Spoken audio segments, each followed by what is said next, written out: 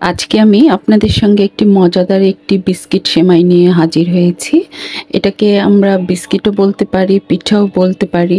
তবে এটা normally biscuit হিসেবেই খাওয়া হয়। এটা হচ্ছে বার্মিজ সেমাইয়ের বিস্কিট এবং এটি বানানো সহজ এবং খেতেও কিন্তু অসাধারণ রাখে এবং আমরা কয়েকদিন কিন্তু স্টোর করেও রেখে সুন্দরভাবে খেতে পারি এবং মেহমান আসলেও কিন্তু বের করে সুন্দর করে সাজাতে ভেজে পরিবেশন করা যায়। তো আসসালামু আলাইকুম এভরিওয়ান, আশা করি সবাই খুব ভালো আছেন। আমিও আলহামদুলিল্লাহ ভালো আছি। তো আজকে আমি আপনাদের সঙ্গে একটি সেমাইয়ের বিস্কিট রেসিপি নিয়ে হাজির হয়েছি। আশা করি আপনাদের ভালো লাগবে এবং পুরো ভিডিও জুড়ে আমার পাশে থাকবেন।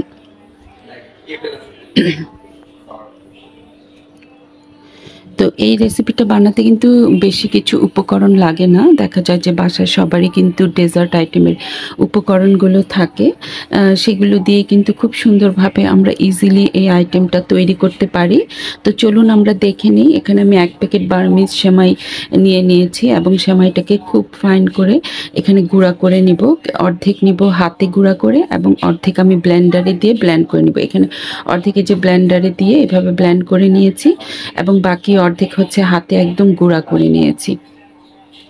নিয়ে এখন আমি দুটো একসঙ্গে মিক্সড করে নিব। আপনারা চাইলে পুরোটা হাতেও গুঁড়া করে নিতে পারেন, কোনো অসুবিধা নেই। তো দুটো আমি একসঙ্গে মিক্সড করে নিচ্ছি। তো একটু যদি আমরা ব্লেন্ডারে একটু গ্রাইন্ড করে নিই তাহলে দেখা যায় যে এটা কিন্তু স্মুথনেসটা খুব ভালো হয়। তারপর এখন আমি চলে যাচ্ছি ভাজতে। আমি এই সেমাইটাকে এখন আমি ভেজে নিব। প্রথমে ফ্রাই প্যানে আমি 1 টেবিল চামচ পরিমাণ ঘি দিয়ে দিয়েছি। ঘিটা গরম হয়ে আসলে এখানে কিন্তু চুলার ফ্লেমটা একদম কমিয়ে রাখতে হবে। এই ঘিয়ের মধ্যে সেমাইটাকে খুব সুন্দর করে ভেজে নিতে হবে যতক্ষণ পর্যন্ত না এটা একদম একটা গোল্ডেন ব্রাউন কালার চলে না আসে এবং এটা থেকে খুব সুন্দর একটা ভাজা স্মেল বের না হয়। ততক্ষণ পর্যন্ত আমরা ধৈর্য সহকারে এই সেমাইটাকে ভাজতে থাকবো। তো সেমাইটা ভাজার পরে এক পর্যায়ে দেখবেন যে সুন্দর একটা ঘ্রাণ বের হয়েছে, তখনই বুঝবেন যে এই সেমাইটা ভাজা হয়ে গেছে এবং এর কালারটা একটু চেঞ্জ হয়ে যাবে। তারপর আমি এর ভেতরে দিয়ে দিচ্ছি 2 রকমের বাদাম কুচি এবং কিশমিশ কুচি। এখানে আমি হচ্ছে কাঠবাদাম এবং কাজু বাদাম নিয়ে নিয়েছি।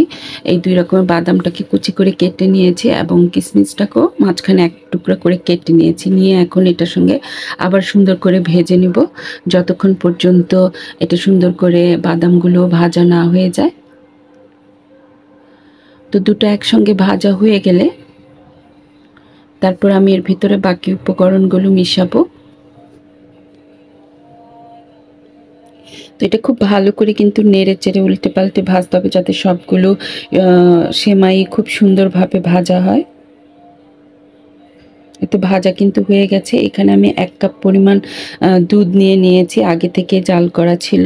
তো দুধটা আমি অর্ধেক প্রথমে দিয়েছি, দিয়ে তারপর আবার বাকি অর্ধেক দিয়ে এখন দুধটা দিয়ে সুন্দর করে মিশিয়ে নিব। দুধটা হচ্ছে তাহলে এই সেমাইটাকে সিদ্ধ হবে এবং সফট হবে। তো দুধটা দিয়ে সবগুলো উপকরণের সঙ্গে ভালো করে মিক্সড করে নিব এবং চুলার ফ্লেমটা কিন্তু একদমই লোতে থাকবে পুরো ভাজার প্রসেসটাতে। তারপর আমি এখানে চিনি দিয়ে দিচ্ছি। এখানে আমি চিনি দিয়ে দিচ্ছি হচ্ছে 1 কাপ পরিমাণ। এখানে সুইটনেসটা যার যার পছন্দ মতো দিবেন। কেউ একটু বেশি মিষ্টি খেতে পছন্দ করেন, আবার কেউ একটু কম, তো সেই অনুযায়ী দিয়ে নেবেন। তো আমি এখানে 1 কাপ পরিমাণ চিনি দিয়েছি। তারপর আমি এখানে 1 চিমটি পরিমাণ লবণ দিয়ে দিচ্ছি। তো লবণটা দিলে সুইটনেসটাও কিন্তু অনেক ইনহ্যান্স করে এবং টেস্টটাও খুব ভালো আসে। তো এগুলো সব দিয়ে এখন আমি ভালো করে মিক্সড করে নিচ্ছি। চিনিটা যেহেতু গললে একটু পানি বের হবে, এটা দিয়েও কিন্তু সেমাইটা খুব সুন্দর বাইন্ডিংয়ের কাজ করবে এবং খুব সুন্দর দেখতে পাচ্ছেন যে একদম সফট হয়ে এসেছে। এবং এটাকে এখন ততক্ষণ পর্যন্ত আমরা নেড়ে চেড়ে ভেজে নিব যখন এই সফটনেসটা আবার একটু ঝরঝরা হয়ে যাবে। এখন কিন্তু স্টিকি হয়ে আছে। তারপর আমি এখানে দিয়ে দিচ্ছি 1 টেবিল চামচ পরিমাণ গুঁড়া দুধ। এই গুঁড়া দুধটা দিলে কিন্তু এর টেস্টটা এবং ফ্লেভারটা খুব সুন্দর হয়।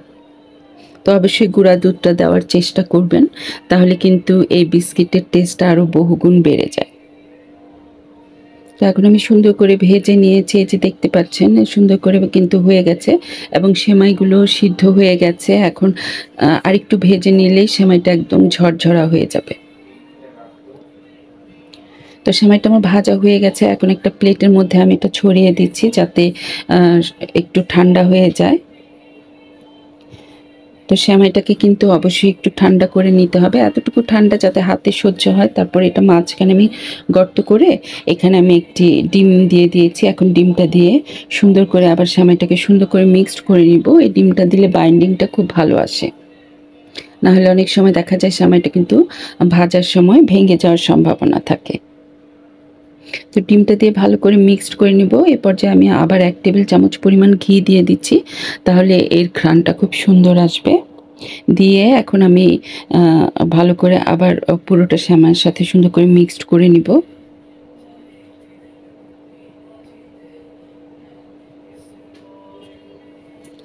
সেমাইটি কিন্তু এখন মোটামুটি ঠান্ডা হয়ে এসেছে, একদম ঠান্ডাও না, মোটামুটি গরম আছে যেটা হাতে সহ্য হয়।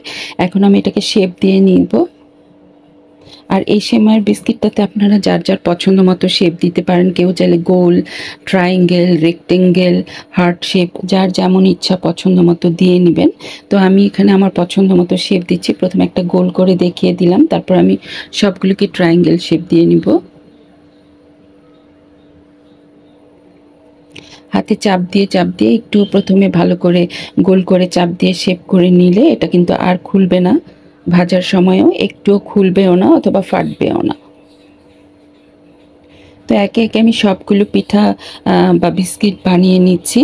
এই বিস্কিটটা কিন্তু খেতে অসাধারণ লাগে। গেস্ট আসলে কিন্তু ঝটপট ভেজে আমরা গেস্টের সামনে পরিবেশন করতে পারি এবং এই অবস্থায় কিন্তু আমরা প্রিজার্ভ করে রাখতে পারবো প্রায় অনেক দিন, মাসখানেকের মতো কিন্তু আমরা সুন্দরভাবে এয়ারটাইট কন্টেনারে অথবা জিপলক ব্যাগেও আমরা রাখতে পারি।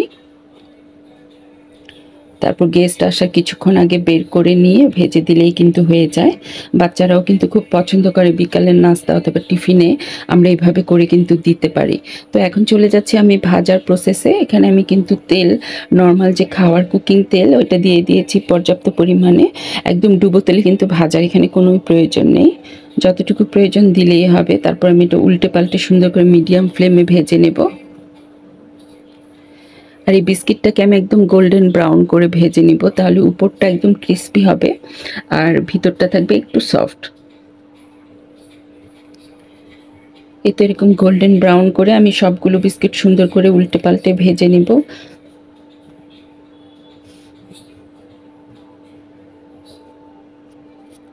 এখানে কিন্তু 1 প্যাকেট বার্মিজ সেমাই দিয়ে মাশাআল্লাহ অনেকগুলোই হয়েছে।